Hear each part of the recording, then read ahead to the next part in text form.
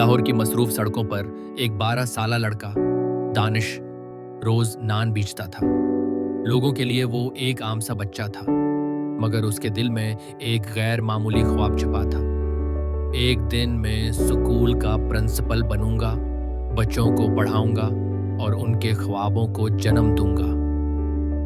दानिश का बाप एक हादसे में वफात पा चुका था। माँ घरों में सफाई करती थी। दानिश दिन भर रेडी लगाता और शाम में थोड़े पैसे बचाकर किताबें खरीदता। रात को जब बाजार खामोश हो जाता, दानिश एक टूटी हुई कुर्सी पर बैठकर पुरानी किताबें खोल लेता। उर्दू, अंग्रेजी, हिसाब, जो भी हाथ लगता वह उसे समझने की कोशिश करता। एक दिन एक उस्ताद ने उसे पढ़ते हुए देखा। वो रुक गया, बात की और हर शाम उसे पढ़ाने लगा। बेटा, ख्वाब वही पूरे होते हैं जिनके लिए निंदें कुर्बान कर दी जाती हैं। वो उस्ताद दानिश के लिए सिर्फ एक टीचर नहीं, रोशनी की पहली किरण बन गया। 4 साल गुजर गए। दानिश ने प्राइवेट मैट्रिक का इम्तिहान दिया। दिन को नान बेचता, रात को पढ़ता। जब नतीजा आया, मोहल्ले वाले हैरान रह गए। दानिश ने 92% नंबर हासिल किए थे। एक नान बेचने वाले लड़के ने सबको खामोश कर दिया था। कॉलेज आया तो दानिश के सामने एक नया चैलेंज था। यहाँ सब फरफर अंग्रेजी बोलते, महंगे कपड़े पहनते और उस पर तंज करते थे। उसे देखो, नान फरोश अब कॉलेज आएगा। दानिश के दिल में एहसास कमतरी पैदा होने लगा, मगर उसे याद था जो खामोशी से सहता है वही दुनिया को हैरान करता है। क्लास के बाद दानिश लाइब्रेरी में बैठता, आईने के सामने अंग्रेजी बोलने की प्रैक्टिस करता। प्रेजेंटेशन के बाद टीचर से फीडबैक लेता। दिन बा दिन उसके अल्फाज में सेल्फ बिलीव आने लगी, मगर अंदर की जंग अभी बाकी थी। दूसरे साल दानिश की माँ को दिल का दौरा पड़ा। अस्पताल, दवाइयाँ, पैसे, सब कुछ बिखर गया। दानिश ने कॉलेज छोड़ने का फैसला किया, लेकिन माँ ने उसका हाथ पकड़ा और नम आंखों से कहा, अगर तू हार गया तो मेरी बीमारी नहीं, तेरी हार मुझे मार डालेगी। अगले दिन दानिश दोबारा नान बेचने लगा, मगर अब उसके हाथ में किताब भी थी और दिल में दुआ भी। वो दिन भर मजदूरी करता, रात को पढ़ता और माँ के लिए दवाइयाँ खरीदता। कॉलेज में उस दिन डिबेट कंपटीशन था। बड़े बड़े लड़के, फरफर अंग्रेजी बोलने वाले, साफ सुथरे लिबास, महंगे जूते, कॉन्फिडेंस से भरपूर, और उन सब के दरमियान एक सादा कपड़ों में लड़का दानिश, हाथ में पर्ची लिए, नर्वस मगर आंखों में चमक लिए खड़ा था। जब उसका नाम पुकारा गया, लोगों के चेहरे देखने वाले थे। कुछ ने हंसी छुपाई, कुछ ने आंखों ही आंखों में तमस्खर उछाला, लेकिन दानिश आहिस्ता कदमों से स्टेज की तरफ बढ़ा। हाल में खामोशी छा गई। सब देख रहे थे।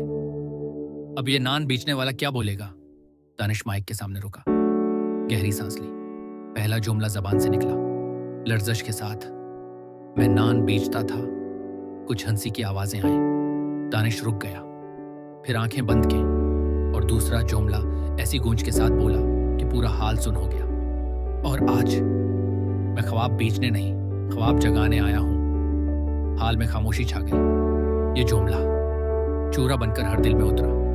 अब उसकी आवाज में लर्जिश नहीं थी, यकीन था। हर जुमला सीधा दिल पे जा रहा था। मैं जानता हूं गुर्बत क्या होती है, मैं जानता हूं भूखा सोना कैसा लगता है, लेकिन मैंने एक चीज कभी नहीं छोड़ी, वो है मेरा ख्वाब। लोग अब हंस नहीं रहे थे, वो सुन रहे थे, खामोशी से, हैरानी से। मैं किसी ऊंचे स्कूल का स्टूडेंट नहीं, न मेरे पास अंग्रेजी के बड़े लफ्ज हैं, लेकिन मेरे पास सच है, और सच आवाज नहीं मांगता, बस दिल चाहिए।